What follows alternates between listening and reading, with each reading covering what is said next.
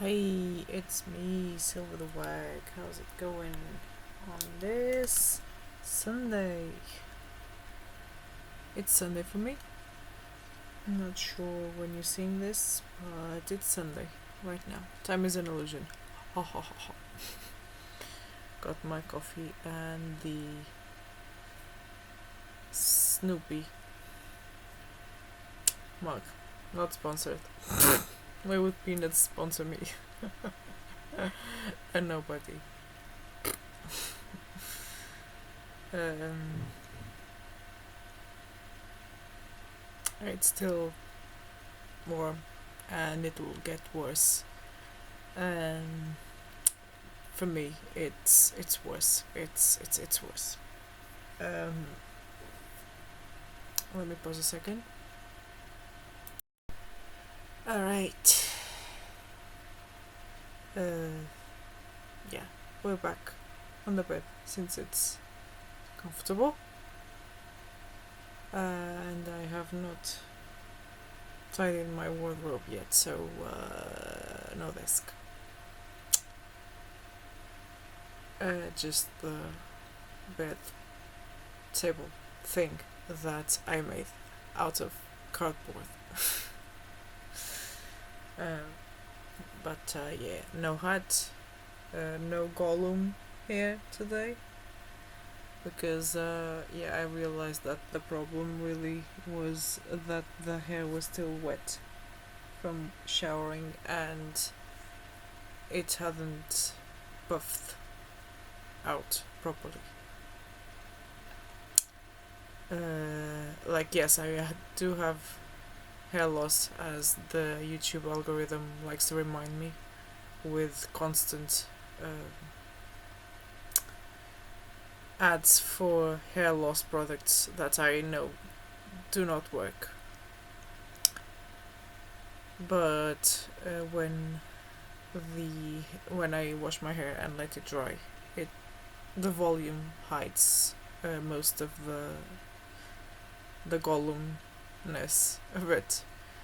Though sometimes, it's noticeable, and people like to get in other people's business, where I'm from, where I live right now. And that's kind of annoying, I won't lie.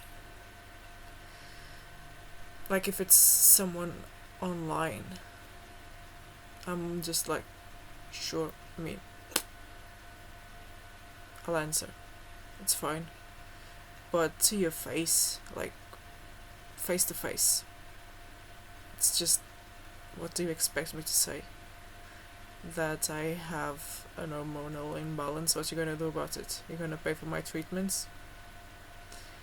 Whereas online, if someone asks, oh, why is that? I'm like, yeah, I have this issue.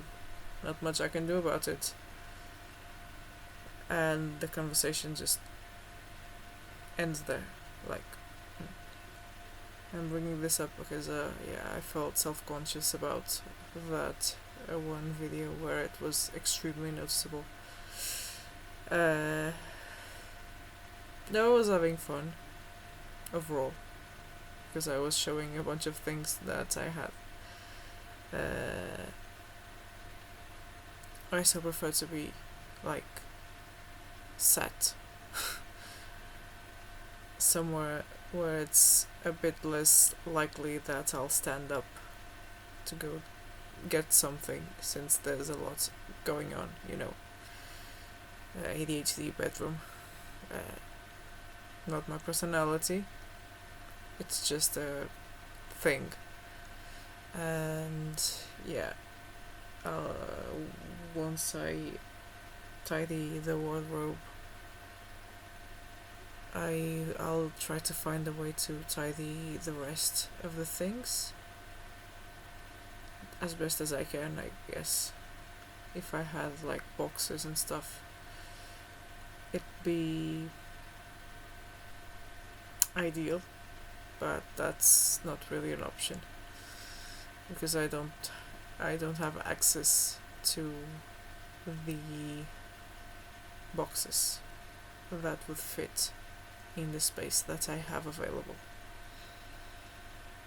so I had to improvise a lot to be able to like store all my things. And mind that when I moved, I binned because the bedroom was a lot bigger, and there was a um, let's say it was a storage unit that basically had everything inside, like books from primary school. We're talking really, really, really old stuff. And most of the stuff that was inside just went straight into the bins. 3 like 100-liter bags of stuff that just poof out of existence. So I just kept things that meant something to me. But this room is really small, so yeah, it looks very cluttered. If it was bigger, it would look barren. But yeah, enough about my junk, as my mom likes to call it, junk. Yeah. Homie is still keeping up, and Fam from Leicester asked where I got the folktales. The ones I've been selling until now, save for when I say they are from another culture. From memory, from stories that my grandma told me. Right? I had to ask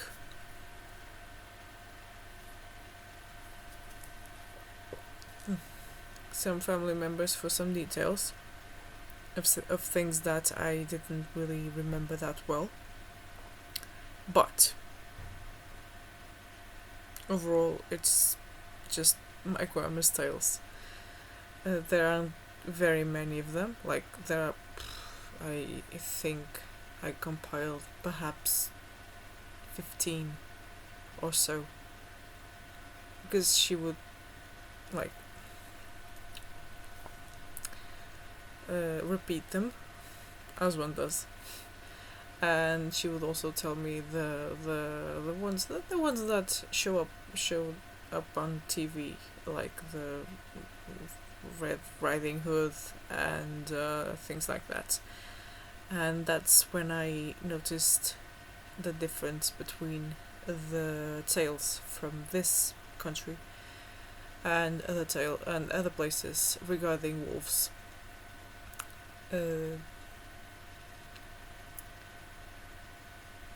Because, like, Red Riding Hood paints wolves in a really bad light, like surface level, no analysis of the story, of what the elements mean, nothing. The wolf is just painted in a bad light. But if, for example, you look at Ainu folktales, and I compiled a list of mostly PDF files, and there's a couple that aren't downloadable, but they're still easy to read if you ignore the ads or have like an ad blocker or something. But most of them are files that you can download, and everything is public domain, as it goes for folktales. In the title of the file that I will be putting in the description box, I said that it was all public domain and free, thus free of copyright by definition. But sometimes books have like a note saying that it's copyrighted. But the thing that I want to make clear is that the only thing that is copyrighted is the way the stories are written. not the stories themselves, because those are not the writer's stories. So keep that in mind if you want to share the stories. You can, for example, you read the story and you just reword the whole thing, and you're free.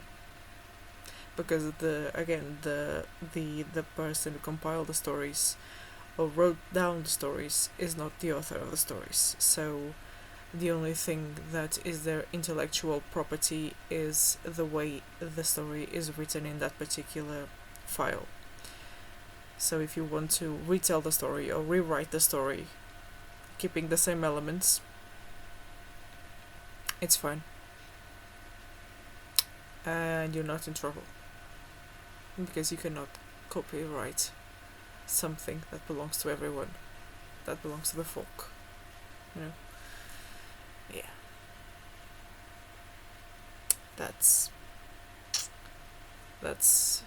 something I really wanted to make abundantly clear, since some of those files are books and have like copyright to XYZ, and that may create some confusion. And since I'm studying a lot about folklore and I've been researching a lot about it, I know this. And I think anyone interested in folklore and retelling these stories should be aware of this as well. You cannot copyright something that belongs to everyone. It's like trying to copyright the planet. You can't do that, can you? Or trying to copyright a tree. You can't copyright that, can you? They can copyright the way they wrote it, but they can't copyright the story itself. Cannot emphasize that enough, because that's not their story to copyright. To claim. That would put them in trouble. Yeah. They're very sneaky when they say, oh, it's copyrighted to this, that, and the other, and I think that's bad. Basically, that's bad. Don't want to try to use fancier words. It's just bad, because folklore and folk tales should be spread around. And as someone who loves folklore and folk tales, it's really annoying when I read that and there is no explanation as to what exactly is copyrighted in there, which is just the writing itself, not the stories. So if the story says, I don't know, let's say the rabbit jumped quietly through the meadow, the story reads that. If you want to go around the copyright that they placed on the book or whatever, you can just say the rabbit hopped happily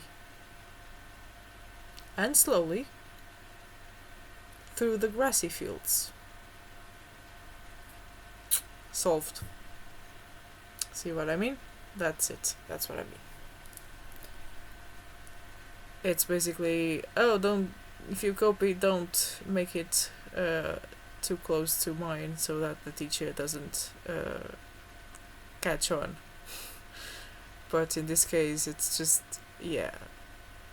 it's something that you can and should do when you see this in folklore books that have copyrighted to XYZ.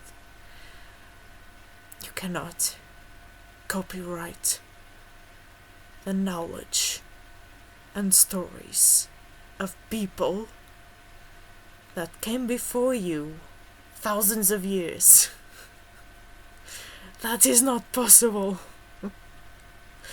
Who?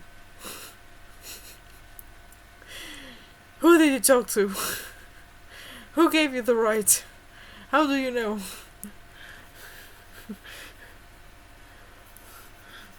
Whose story that is. Like, only the person who came up with the story could do that, and those people did not want that. That's why they shared the knowledge, in the hopes that it would be reshared, and knowing damn well that the story would be retold in a different way. Because when you tell a folk tale, especially, or when you tell any tale, you always skip a detail, or you just add something, you know. The same story can be told in different ways without losing the essence, if that makes sense. I hope I'm making sense, since I've been frying my brain and losing the rest of my sanity to a PhD. That I want to get, in hopes of getting a good job somehow, since I cannot find any jobs, and now the vibe is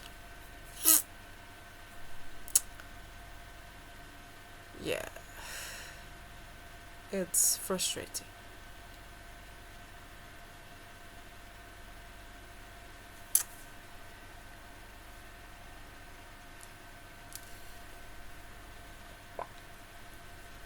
It's frustrating because I know that the reason is being overqualified, academically speaking, of course. Because the other jobs that I had were just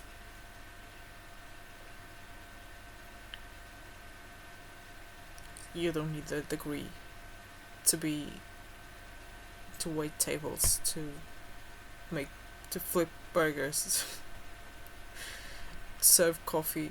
You don't need that. But they see that I have a degree, and the law is clear, and they can't just not pay what the degree or the academic level that I have demands. And often what I've noticed is that the prospect employers don't even have the same academic qualifications as I do. So that most definitely just makes them just shake my CV away, which sucks, but it is what it is, you know.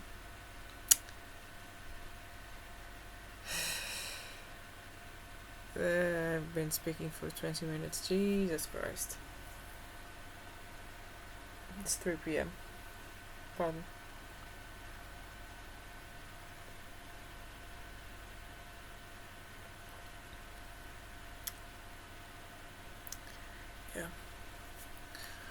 Now I'm gonna read a story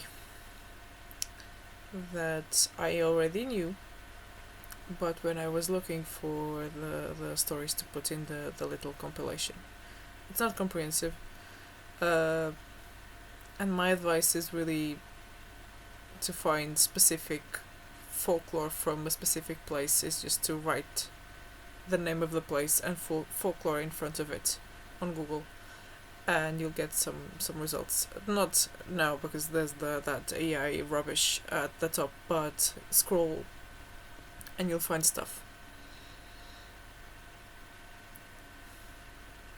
Because I'm a firm believer that everyone likes the folk tales from their own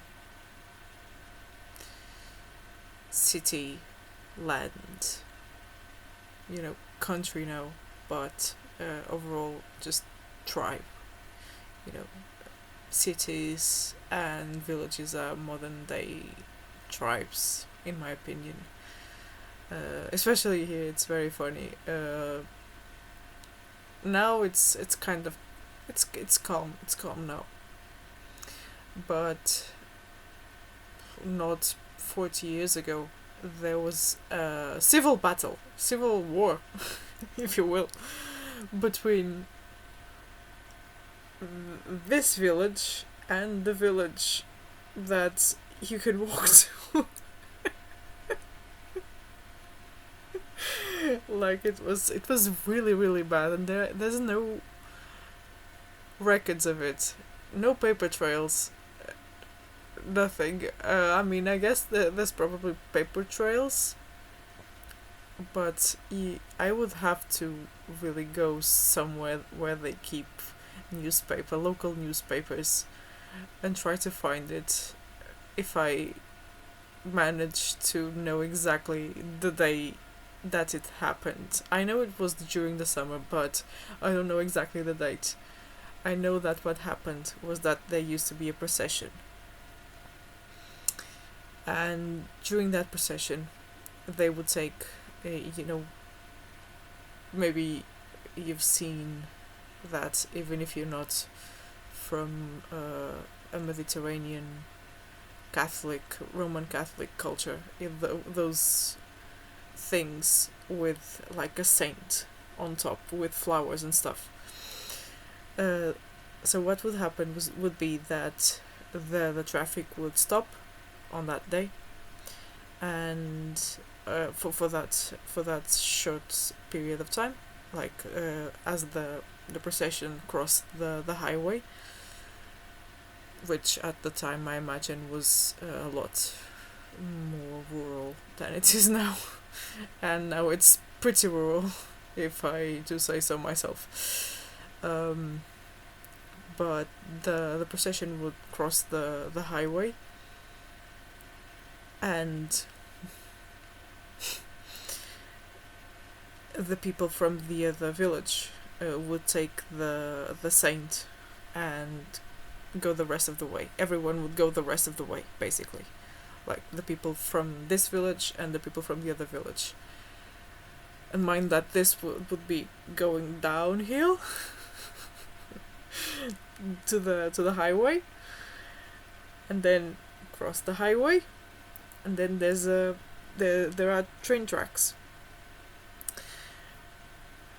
Now the problem was that they didn't reach an agreement as to where one village ended and the other started. Right? So the other the people from the other village said that this village ended at the train tracks, and the people from this village said that this village ended at the river, which, if we look at records from around the world, it's more common for natural frontiers, like to be rivers, mountain ranges, valleys, stuff like that. But the people from the other village were adamant that they wanted the river. That they wanted the river all to themselves, and that this village ended at the train tracks, which made no sense since it wasn't a natural division. Like, I'm not biased here, I was in geography. Most natural divisions in between countries and cities and stuff are rivers, and the reason is simply the geography, like how easy it is to cross from one side to the other. There was a bridge. There's still a bridge, but yeah, the people from this village said that this village ended at the river. The people from the other village said that their village ended at the train tracks. Am I biased for saying that it should end at the river?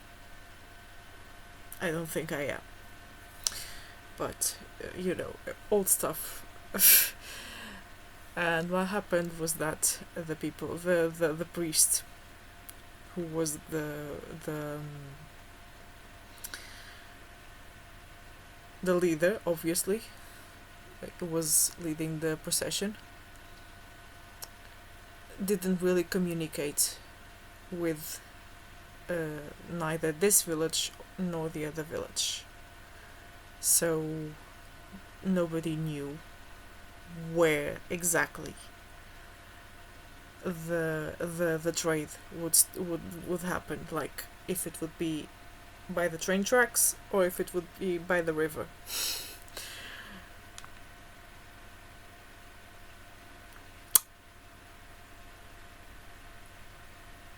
Yeah, the people didn't know. The people were angry. We're talking about the Lusitanian people.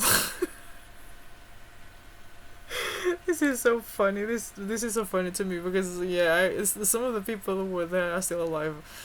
My mom was 17 at the time, and she said that she heard the noise from where she was, like about 1 kilometer away, and apparently the people from this side were already armed with sticks and bug spray. And the people from the other side were also armed with sticks, stones, and bug spray. And they started arguing about where the train should happen there, and the people from here started saying no, it will happen by the river where this village ends. It was just a brawl, and the priest yelled, stop the saint! Stop the saint! They put the saint on the floor. Someone pushed the priest down the side of the road, and it fell and it tumbled down into the fields. Like, it wasn't very high, but it tumbled. I can imagine a priest in full Roman Catholic attire just tumbling down a small cliff. And it was his fault, so yeah, I'm sorry for laughing, but it was his fault. He should have communicated better what would happen. And then people started fighting. And I knew a guy who said that, who didn't really know when exactly this had happened, but said that it must have been a long time ago because his grandmother still ran. And then I asked my mom, and she said that she was 17 at the time I heard it. And yeah, it's famous in the region, but I just can't find anything regarding that.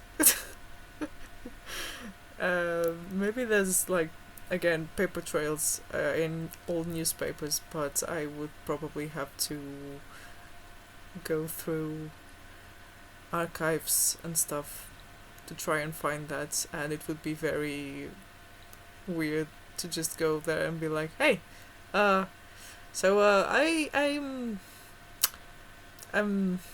writing an essay on civil wars. And I would like to write about this specific one that happened right here. Yeah, so no, it's not. Yeah, it's word of mouth. It's almost mythological, if you will. But yeah, again, this ties into the folklore and the folk tales. Because this is a folk tale, and a lot of old people tell the same tale, but if you ask different people, they'll tell you the story in a different way. But the elements will always be the same. Priests didn't communicate. They couldn't decide where one village ended and the other started. Saint goes on the floor.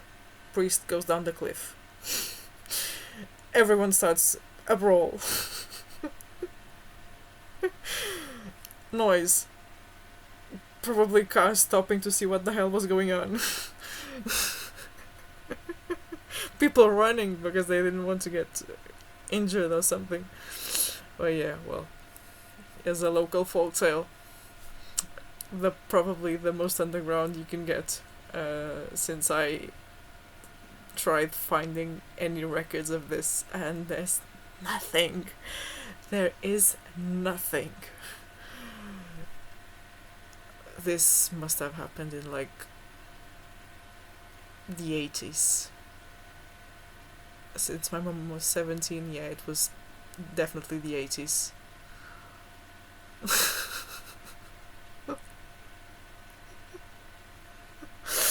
And it's just really funny.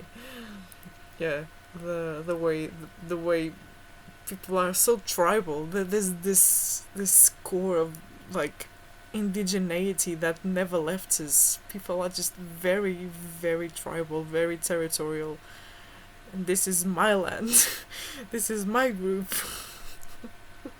Even if it was it's walking distance. It still is walking distance. There's nothing. It didn't change that much from then to now. It's walking distance. Of course it is. Like they would go with one of those things over there. So it really is walking distance. And there was all this mess over not even 1 kilometer of land, which is just farmland. Now that I'm thinking of it, it's just farmland. There's no houses. It's just farmland, and then the river, which is pretty dry these days. Yeah. People are very tribal, and white people should really tap into that fact that everyone was indigenous at one point, and those underground memories still linger in the DNA. There hasn't been it hasn't been so that long since we were all indigenous peoples, so I don't know.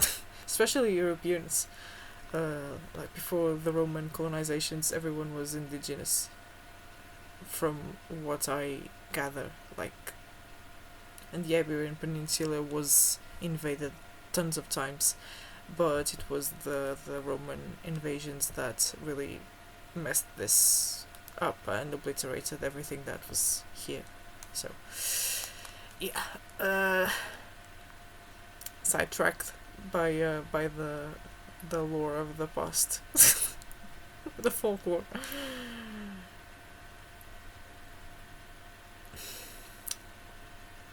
Okay, so I'm gonna read this as it is written on this website, and the website is just portugal.com. Yeah. So all rights reserved to them.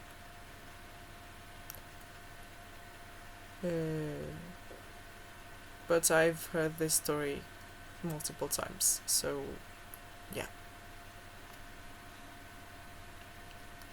It's the story of the legend of the shepherd and the star, which is a local one. It's close to me, not to dox myself, it's close to me.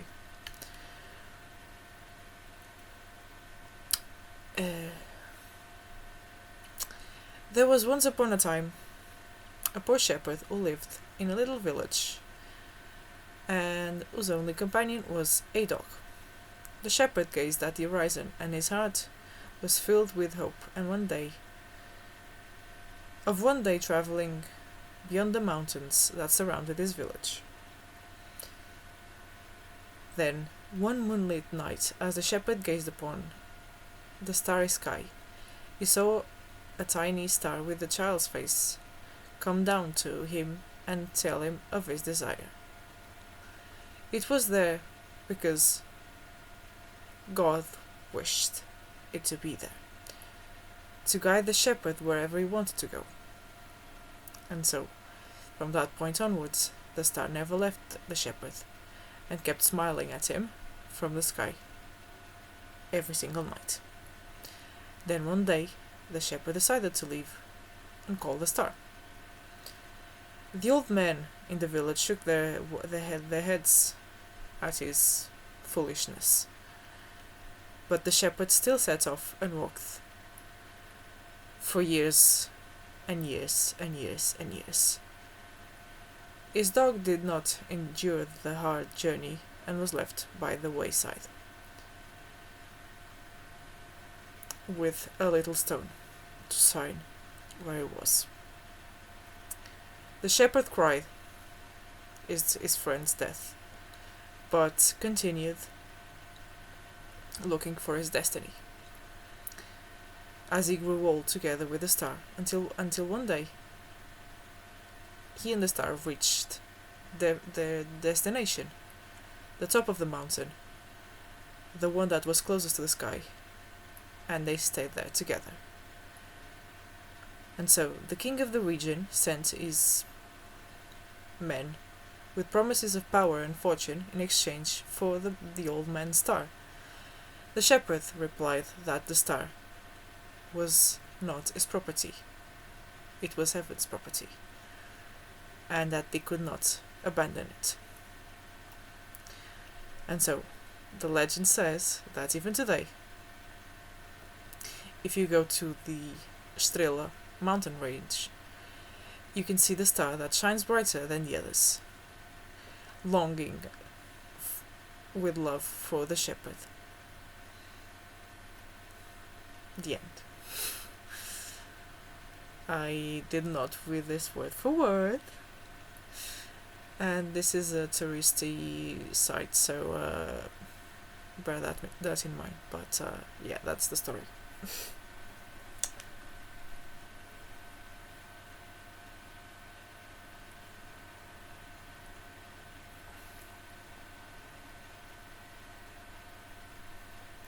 Do I know what it means? Probably not. Maybe just the kind of vibe of these shoes were made for walking. And falling in love with the dream, I guess. I don't know. But it was just a story. It's one of those stories that children like to listen to because it just sounds pretty. Especially if you're familiar with the place where it supposedly happened, you know. Yeah. So that's the story of the shepherd and the star.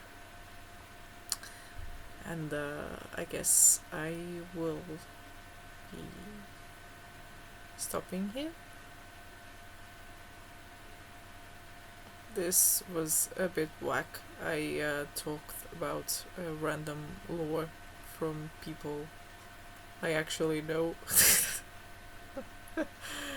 We're all old now, save for some children who were there as well.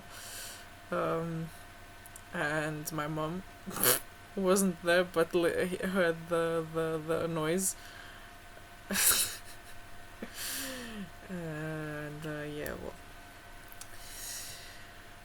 I'll be back on Tuesday.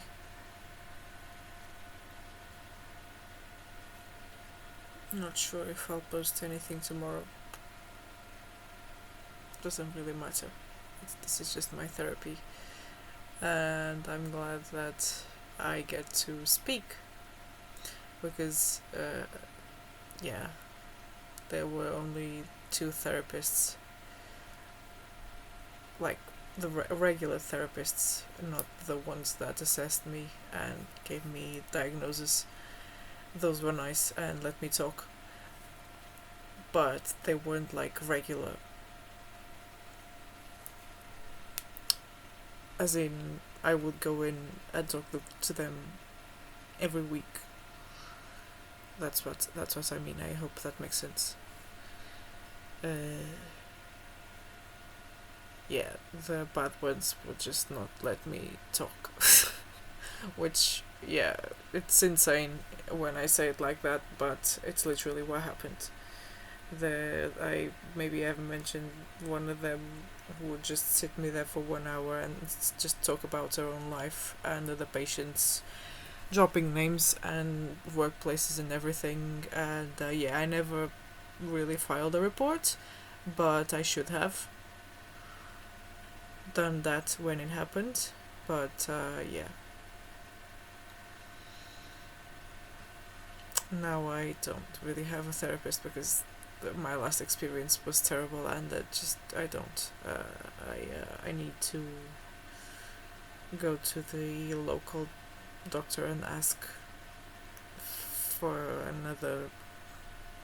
another appointment, another professional, I guess, since my complaint fell on deaf ears.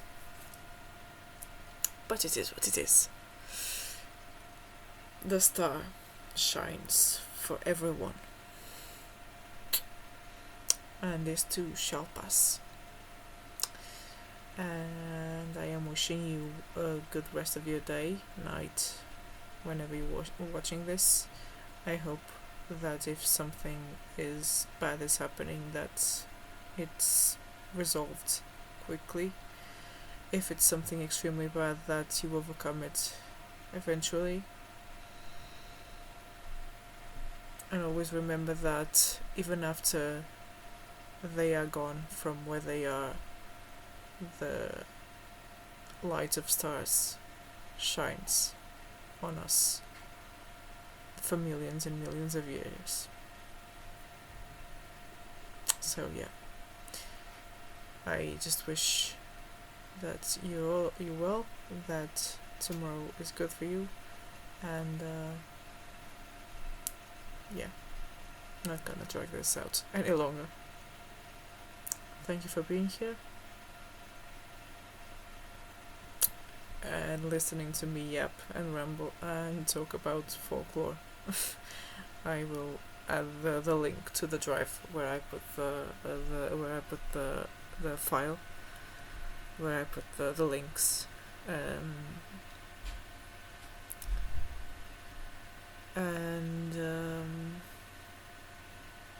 Yeah,